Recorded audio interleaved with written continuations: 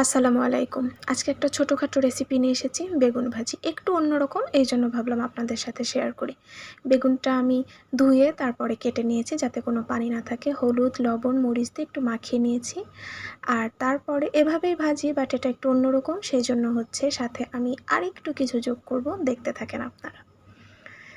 এখানে নিয়েছি চালের গুঁড়ি, আটা, মরিচ গুঁড়া, হলুদ গুঁড়া, চিনি আর লবণ। এগুলো একটু শুকনো উপকরণগুলো একটু মেখে নিয়েছি।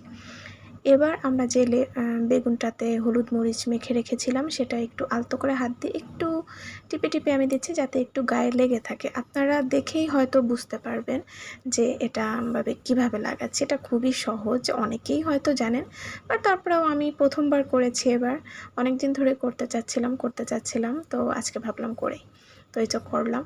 আর এই বেগুন ভাজিটাতে কিন্তু তেল খুবই কম লাগে। এমনি আমরা যে হলুদ, লবণ, মরিচ মেখে যে বেগুন ভাজিটা করি